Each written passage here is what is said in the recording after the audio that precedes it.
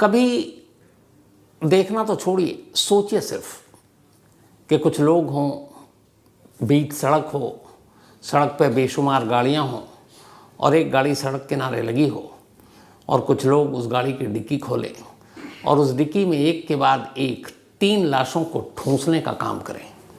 गाड़ी रुकी हुई है और इस लाश को ठूंसने की वजह से ट्रैफिक जाम हो रहा है, लेकिन उन्हें कोई परवाह नहीं, कोई फिक्र नहीं। वो आराम से गाड़ी की डिग्गी में ऐसे लाश ठूंसते हैं कि जैसे कोई सामान रख रहे हो। उसके बाद डिग्गी बंद कर देते हैं और गाड़ी चल पड़ती है, पीछे की गाड़ियाँ भी चलने लगती हैं। बहुत सारे लोग देखते हैं लेकिन किसी को कोई फ़र्क नहीं पड़ता। जिस जगह गाड़ी रोक कर वो लाशों को ठूंस रहे थे वो सड़क खून से लाल हो चुकी है, लेकिन फिर भी किसी को फिक्र नहीं। और फिर वो गाड़ी चलती है, चलते चलते उन्हें कहीं एक जगह पे लाश को ठिकाने लगाना है, लेकिन बदकिस्मती ऐसी उनकी कि गाड़ी का पेट्रोल ख़त्म। अब गाड़ी रुक गई, फिर सड़क है, अब क्या करें? ट्रैफिक भी बहुत है, लाश फेंके कैसे? तो आखिर में तय करते हैं कि चलो हटाओ, गाड़ी में यूं ही लाश छोड़कर निकल लेते हैं। वहाँ से पैदल चलते हैं, दूसरी गाड़ी पकड़कर अपने अपने घर पहुँच जाते हैं। सोचिए ऐसा हो सकता है? देश की राजधानी दिल्ली से मुश्किल से 60 किलोमीटर की दूरी पर ऐसे ही हुआ।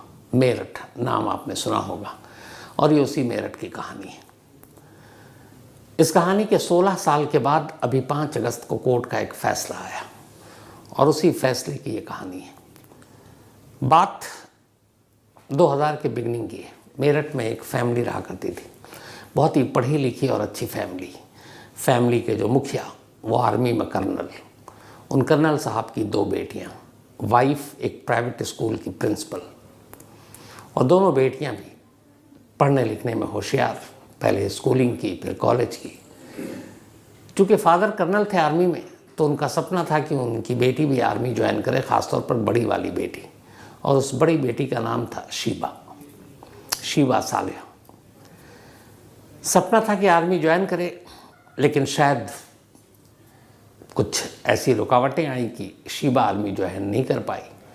लेकिन अब इस सपने को कैसे पूरा करें? तो शीबा के माँ बाप ने सोचा कि चलो बेटी आर्मी ज्वाइन नहीं कर पा रही है तो इसके लिए कोई ऐसा लड़का ढूंढते हैं जो आर्मी का हो। और फिर एक कैप्टन पे नज़र पड़ी, दोनों तरफ से बातचीत हुई, रिश्ता मंजूर हुआ और शीबा और उस आर्मी के कैप्टन की शादी हो गई। शादी के बाद अब शीबा मेरठ से निकलकर दिल्ली पहुंच गई, क्योंकि कैप्टन का घर दिल्ली में था। सब कुछ ठीक चल रहा था। उधर बड़ी बेटी की शादी के बाद शीबा के फादर की डेथ हो गई, कर्नल साहब की, और अब घर में माँ और माँ की एक दूसरी छोटी बेटी। ठीक ठाक फैमिली थी। उन्होंने कहा कि चलो कुछ बिज़नेस करते हैं, तो उन्होंने गारमेंट्स का बिज़नेस दुबई में शुरू किया और अब दुबई पहुंच गए। फिर दुबई से यहाँ मेरठ आना जाना लगा रहा। इधर 2 साल बीत गए। 2 साल तक शीबा की शादीशुदा ज़िंदगी ठीक रही, लेकिन 2 साल बाद फिर मनमुटाव शुरू हो गया और शीबा तब भी पढ़ रही थी कॉलेज में। तो शादी के बाद लगभग पढ़ाई छोड़ दी थी। इधर मनमुटाव शुरू हो गया कैप्टन साहब से। बात यहाँ तक पहुँची कि दोनों फैमिली मिली और कहा कि बेहतर यही है कि अब दोनों अलग हो जाएं। तो अब दोनों ने डिवोर्स लेने का फ़ैसला किया। मामला कोर्ट में पहुँचा तलाक के लिए। अब तलाक का मुकदमा चल रहा है। शीबा अब दिल्ली के अपने पति का घर छोड़कर, अपने शौहर का घर छोड़कर मेरठ पहुँच गई। अब वो मेरठ रहने लगी। इधर चूँकि दुबई में भी कारोबार था तो वो मेरठ रहती, फिर अपनी माँ के पास दुबई जाती, फिर मेरठ आती। और उसने अपनी पढ़ाई भी शुरू करने का फ़ैसला किया, तो मेरठ के कॉलेज में वो पढ़ाई भी करती। और इसी दौरान जब ये पूरा मामला चल रहा था, उसकी मुलाकात एक शख्स से होती है। उसका नाम इजलाल है। वेस्टर्न यूपी का एक बहुत अमीर शख्स, जो मीट का एक्सपोर्टर, तब करोड़पति भी छोटी अरबपति शख्स।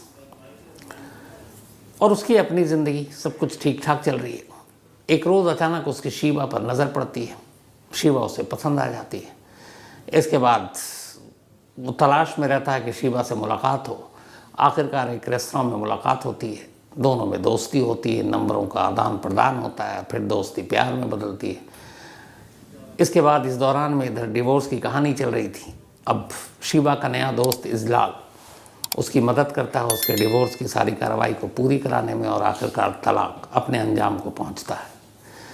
अब इधर तलाक हो चुका, शीबा और कैप्टन जुदा हो गए। शीबा मेरठ में, माँ कभी मेरठ कभी दुबई।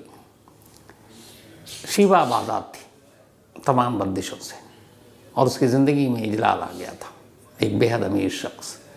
सब कुछ ठीक चल रहा था तब तक जब तक शीबा की ज़िंदगी में एक और दोस्त नहीं आया, और वो एक दोस्त था जो मन ही मन शीबा को चाहने लगा। उसको शीबा से प्यार हो गया, लेकिन शीबा भी उससे लगातार दोस्ती रखती, उससे मिलती जुलती, बातें करती, उसके साथ घूमती, रेस्तरां में जाती, सब कुछ चल रहा था। उधर इजलाल भी उसकी ज़िंदगी में था। धीरे धीरे वक्त बीता, फिर इजलाल और उसके दूसरे दोस्त के बीच में अब बारीकियां और अमीरी गरीबी, ये सारी चीज़ों की फ़र्क शीबा की नज़रों के सामने से गुजरने लगी। उसने देखा एक तरफ इजलाल है जिसके पास बेपनाह दौलत, बेइंतहा दौलत, मीट का बहुत बड़ा एक्सपोर्टर, और दूसरी तरफ उसका वो दूसरा दोस्त जो उससे थोड़ा कमतर, उतने पैसे नहीं। लेकिन जब तक दोस्ती पाक थी तब तक ठीक था, लेकिन इधर इश्क और फिर पैसा दोनों जब आया तो नज़रें पलटी। अब शीबा को चुनना था इजलाल और अपने उस दोस्त में से। दौलत फिर जीती, शीबा इजलाल की तरफ हो गई। अब इजलाल से वो मिलना जुलना, आना जाना, दिल्ली में भी उसने एक फ़्लैट लिया, वो वहाँ भी रहती, इजलाल उससे मिलने आता। धीरे धीरे वक्त बीता, दोनों की दोस्ती गहरी होती जा रही है। उधर दूसरा दोस्त बदलती हुई शीबा को देखकर उदास परेशान, उसे लगा ये क्या हुआ। फिर उसे भी पता चला कि शीबा की ज़िंदगी में इजलाल नाम का एक शख्स है। अब वो भी परेशान शीबा से कहता कि शिकवे शिकायत जो होते हैं, ये चलता रहा। अब शीबा दोनों को एक तरह से हैंडल करती रही, लेकिन कब तक दो नाव पे सवार होकर आप सफ़र नहीं कर सकते। फिर एक वक्त आया जब शीबा को लगा कि अब उसका जो दूसरा दोस्त है वो उसके लिए मुसीबत बनता जा रहा है, परेशानी का सबब बनता जा रहा है, और कहीं ना कहीं अब एक ही तरफ जाना है। एक तरफ दौलत ज़्यादा थी, इसलिए उसने इजलाल की तरफ का रास्ता चुना। लेकिन अब उसे कैसे हटाए जिसके साथ उसने अच्छा खासा वक्त गुजारा था, उसने भी दोस्ती निभाई थी। और अब बातचीत ऐसी थी कि इजलाल को भी उस दोस्त के बारे में और उसकी दोस्ती के बारे में मालूम हो गया, क्योंकि दोनों अक्सर साथ वक्त गुजारते, एक दूसरे का फ़ोन भी देख लेते। तो अब यहीं पे एक ऐसा मोड़ आया जहाँ पर शीबा को ये तय करना था कि वो क्या करे। सोचती रही और आखिरकार उसने एक फ़ैसला किया। इश्क, मोहब्बत, उकसाना, ऐसी एक कहानी है रिजवानुर रहमान मर्डर केस। एक अमीर घराने की लड़की, लेकिन यहाँ उल्टा, लड़का गरीब घराने का, दोनों में प्यार, और फिर उस लड़के का कत्ल। Rizwanur Rahman murder mystery Kuku FM के ऑडियो लर्निंग प्लेटफॉर्म पर मौजूद है, और ये कहानी आप कुकू एफएम पर सुन सकते हैं। तो रिजवानुर रहमान मर्डर मिस्ट्री आप सुनिए Kuku FM audio learning platform पर। अब तक बहुत से लोग कुकू एफएम पर अपने पसंदीदा ऑडियो शो सुन चुके हैं और बहुत सारी नॉलेज गेन भी की, लेकिन अगर आपने अब तक कुकू एफएम के ऑडियो शोज़ नहीं सुना तो आपके लिए एक शानदार खबर है। आज मैं आपके लिए ख़ास ऑफ़र लेकर आया हूँ, 30 डेज़ फ्री ट्रायल। ये ऑफ़र आपके लिए एकदम मुफ्त। आपको बस कूपन कोड का इस्तेमाल करना है, और ये कूपन कोड है CMTK30। हम सभी स्क्रीन पर समय बर्बाद करते हैं और बाद में पछताते हैं, इसे हम डूम स्क्रॉलिंग कहते हैं। इसके बजाय कुकू एफएम का 30 दिन का फ्री ट्रायल आपके लिए एक बेहतरीन मौका है। इस दौरान आप अपने करियर, फाइनेंशियल गाइडेंस, नॉलेज को इम्प्रूव कर सकते हैं। इस 30 डेज फ्री ट्रायल में आप कुकू एफएम के 5000 प्लस शोज़ में से किसी भी शो को सुन सकते हैं, वो भी बिल्कुल मुफ्त। तो बिना देर किए अभी कुकू एफएम को डाउनलोड करें और कूपन कोड CMTK30 का इस्तेमाल करके इस ऑफ़र को अवेल करें। अपने दोस्तों और परिवारों को भी शानदार ऑफर के बारे में ज़रूर बताएं। याद रखें, after 30 days subscription plan will be activated. फैसला ये था कि इजलाल को कहीं ये शक ना हो कि उस दोस्त के साथ उसकी दोस्ती अब भी कायम है और शीबा खुद उससे मिलना चाहती है, मिलते रहना चाहती है। तो इसीलिए उसने एक प्लान बनाया धीरे धीरे वो इजलाल के जब करीब गई तब उसने उसको ये एहसास दिलाना शुरू किया कि कुछ लड़के हैं जो उसके पीछे पड़े हुए हैं, वो उनसे बात नहीं करना चाहती, उनसे दोस्ती नहीं रखना चाहती। और शिवा के उस दोस्त का नाम था सुनील। तो इजलाल ने कहा कि अच्छा ठीक है, मैं समझाता हूँ। धीरे धीरे वक्त बीता, उधर सुनील भी शिवा को भूलना नहीं चाह रहा था। तो आखिरकार एक रोज़, अच्छा इतनी बातें वो बता चुकी थी कि लगभग धीरे धीरे इजलाल के मन में भी अब उसके दोस्तों को लेकर एक नफ़रत पैदा हो रही थी। तो अलग अलग तरीके से वो उसकी कहानी सुनाती।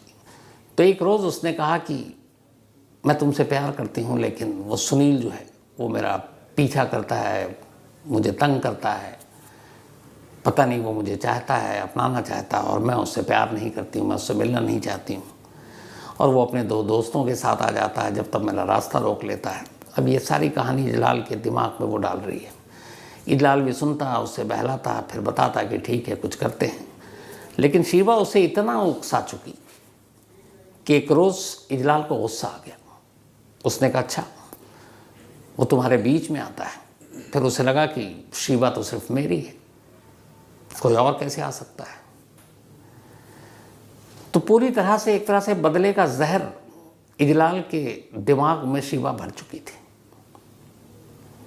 इजलाल को लगा कि अब कुछ करना चाहिए। पैसे वाला अमीर आदमी, उसने पता कराया। अच्छा वो सारे वहीं मेरठ के रहने वाले लड़के, आम लड़के। तो उसने बताया कराया कि वो कौन है, सुनील और उसके दो दोस्त। तो पता चला कि एक सुनील है, एक का नाम पुनीत है और एक का नाम सुधीर है।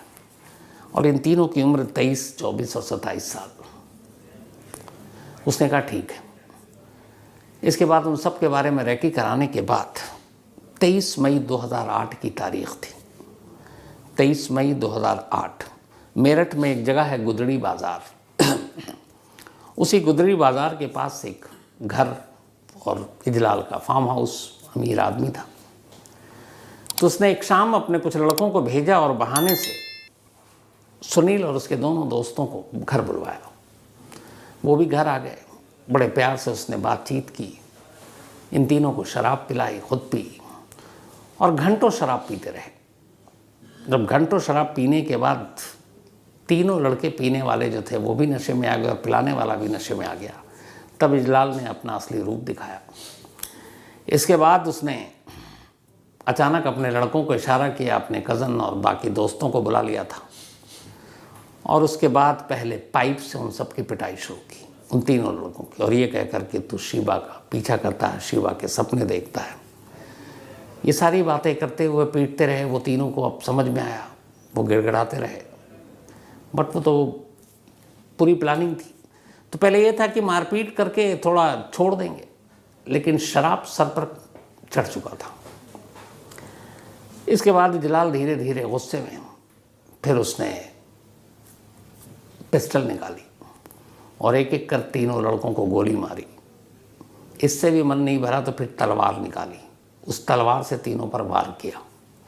और ये सब किश्तों में हो रहा है। रात से ये लोग बैठे हैं और लगभग अब सुबह होने वाली है। सुबह तक दरिंदों की तरह इन तीन लड़कों को वो टॉर्चर करते रहे, मारते रहे, तलवार से, गोली से, पाइप से। सुबह होते होते तीनों मर चुके थे। मरने के साथ साथ खून बह रहा था। अब भी ये नशे में थे। इन्होंने कहा एक काम करो, तीनों लाशों को बाहर सीढ़ी के करीब, घर के बाहर एक सीढ़ी थी, वहाँ पे रख दो। और तब तक कोई इनको डर नहीं, कोई फिक्र नहीं। उसके दोस्तों ने तीनों लाशों को उठाकर खून से लथपथ सीढ़ी के पास रख दिया। और उसी सीढ़ी से बराबर से एक रास्ता जा रहा था जो मेन रोड तक जाता था। तीनों ने लाश को रख दी और सब अंदर, कुछ सो गए नशे में, कुछ और लाश वहीं पड़ी है। तड़के का वक्त है। अब लाश से खून रिस रहा है और वो खून रिसता हुआ सड़क पर जा रहा है। अब सुबह हो गई। जब सुबह हुई तो सड़क से गुजरने वाले लोगों ने देखा कि इस घर के अंदर से, गेट के नीचे से लाल लाल खून बह रहा और सड़क पे आ गया। तो कुछ लोगों को लगा कि कुछ गड़बड़ है, उन्होंने शोर मचाया। जब शोर मचाया तो घर के कुछ मुलाजिम तक पहुंची। वो आए तो उन्होंने भी देखा कि ये सीढ़ी से खून सड़क तक। वो बदहवास भागते हैं, इजलाल और उसके दोस्तों को बताते हैं।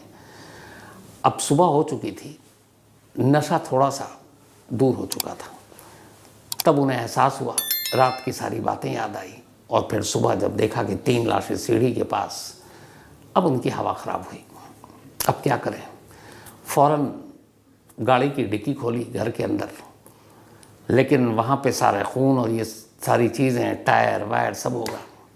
तो ये हुआ कि वो डिक्की भी छोटी थी। एक दूसरी गाड़ी बाहर सड़क के किनारे खड़ी थी, मेन रोड पर।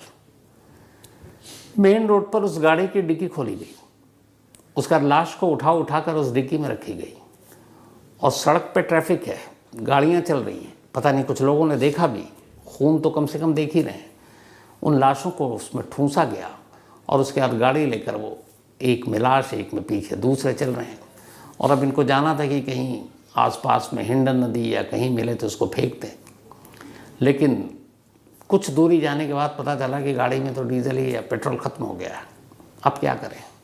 जहाँ गाड़ी रुकी वहीं इन्होंने गाड़ी छोड़ी। उन्होंने लगा कि अब जो होगा देखा जाएगा, और उस गाड़ी को लाश समेत छोड़कर दूसरी गाड़ी में बैठकर सब अपने अपने घर। इत्तेफाक से उस गाड़ी की डिक्की से भी खून रिस रहा था।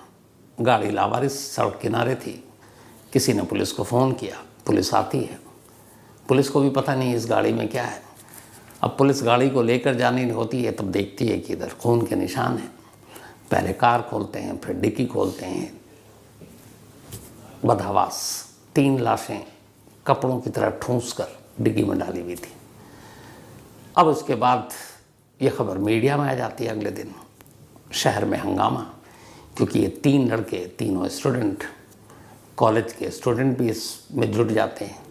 फिर गाड़ी से आसानी से पता चल गया गाड़ी किसकी है, और बाकी सुबह कुछ चश्मदीदों ने घर के बाहर देख ही लिया था। कातिल को ढूंढना मुश्किल नहीं था, और कातिल मिल भी गया। इजलाल का नाम आया, वो भागा, लेकिन पुलिस ने उसे पकड़ लिया। अब इसके बाद काफ़ी कि दोषियों को सज़ा दो, उसकी एक मुहिम शुरू हुई। अब धीरे धीरे पुलिस ने इन्वेस्टिगेशन की। तब बयान दिया इजलाल ने, और बताया कि असल में ये 3 कत्ल उसने अपनी गर्लफ्रेंड के उकसाने पर किया था। अब शीबा का नाम आया, पुलिस ने शीबा को पकड़ा। इसके बाद बाकी लोगों का नाम आया। 12 लोगों को गिरफ्तार किया गया। 12 लोगों की गिरफ्तारी के बाद पुलिस ने तफ्तीश की, चार्जशीट दाखिल हुई। पर गजब और कमाल का अपना कानून। 2008 की बात यह है, 2010 में ज़मानत मिल जाती है। ज़मानत मिलने के बाद शीबा बाहर आती है। इस हादसे के बाद माँ सब कुछ छोड़ के अब दुबई निकल रही थी, क्योंकि वही बिजनेस था। क्योंकि शीबा का नाम जो है वो अच्छा खासा बदनाम हो चुका था, तो वो भी दुबई अपनी माँ के पास 3 कत्ल की आरोपी, जिसने अपने प्रेमी को कहकर उसको उकसा कर 3 लड़के जिनकी उम्र सिर्फ 23 से 27 साल में था, उनका कत्ल करवाने वाली 2 साल के अंदर ज़मानत पर बाहर आती है। और बाहर न सिर्फ आती है, बल्कि देश छोड़ती है, दुबई जाती है, वहाँ अपना बिजनेस कर रही है। बीच बीच में आती भी है, फिर जाती है। ये इसलिए कह रहा हूँ कि हमारे यहाँ बहुत सारे ऐसी ज़मानत, अभी एक आध ही आया है कि मनीष सिसोदिया, दिल्ली के उप मुख्यमंत्री, 17 महीने से जेल में थे, आज ज़मानत मिली है। बट ज़मानत देते वक्त सुप्रीम कोर्ट ने कहा कि वो अपना पासपोर्ट जमा करेंगे ताकि बाहर ना जाए। लेकिन यहाँ 3 कत्ल, और 3 कत्ल के आरोपी को ज़मानत, और ज़मानत के बाद वो दुबई में, और दुबई आना जाना है, कोई इशू नहीं है। इसके बाद आराम से अपने हिसाब से रेंगता हुआ ये मुकदमा चलता रहता है। 16 लंबे बरस बीत जाते हैं। 16 साल बाद 5 अगस्त 2024, यानी 4 दिन पहले, मेरठ के सेशन कोर्ट अपना फैसला सुनाती है। अब चूँकि 16 साल ले लिए फैसला सुनाने में, तो बहुत सारे लोग, उम्र का भी कुछ असर होता है, इंतज़ार कहाँ करते हैं ज़िंदगी और मौत में। तो जो 12 आरोपी थे, उनमें से 2 पहले निकल लिए, दोनों की मौत हो गई, बचे 10। अब जब ट्रायल शुरू हुआ और फाइनल मरहले पर था, तब शीबा को सम्मन किया और कहा गया कि भाई आप आइए। 6 महीने पहले इस मुकदमे के ट्रायल के लिए शीबा फिर वापस दुबई से इंडिया आती है, और आकर मुकदमे में हिस्सा लेती है। शायद शीबा और इजलाल, इन दोनों को ये एहसास था कि 16 साल बीत गए, क्या होगा, छूट जाएंगे, और इसी उम्मीद पे शायद वो लौट आई। इसका मुकदमा चलता रहा। 5 अगस्त को अदालत ने अपना फैसला सुनाया। अदालत ने 1-2 ऐसे गवाह थे जिनकी गवाही को सबसे ज़्यादा भरोसेमंद माना, और वो जो घर से लेकर वो गाड़ी और रिश्ता खून और सड़क ट्रैफिक डिक्की में लाश रखना, ये सारी चीज़ें, और फिर खुद इजलाल की गवाही कि हाँ मैं ये करता नहीं, लेकिन मेरी गर्लफ्रेंड ने मुझे कहा था कि तुम कुछ नहीं कर रहे हो और वो मेरे को तंग कर रहे हैं, इसलिए मैंने मार डाला। तो इन सारी गवाही और सारे सबूतों की बिना पर डिस्ट्रिक्ट कोर्ट ने अपना फैसला सुनाया। 12 में से 2 चूँकि पहले ही मर चुके थे, बाकी 10 को उम्र कैद की सज़ा सुनाई गई, उम्र कैद। और इसके साथ ही शीबा फिर से गिरफ्तार हो गई। कड़ी सुरक्षा में इन लोगों को जेल भेजा गया है, और अब बिजलाल और शीबा और बाकी लोगों ने ये कहा है कि वो इस फैसले को हाई कोर्ट में चुनौती देंगे। तो कमाल देखिए इस केस का, 2008 का इंसिडेंट, 16 साल तक मुकदमा, 16 साल में जो मेन जिसकी वजह से ये कत्ल हुआ 2 साल के अंदर बाहर आई, दिल्ली और मेरठ छोड़कर दुबई गई, अपना बिजनेस कर रही है, और फिर आती है, उसका फैसला होता है और अब सज़ा होती है 16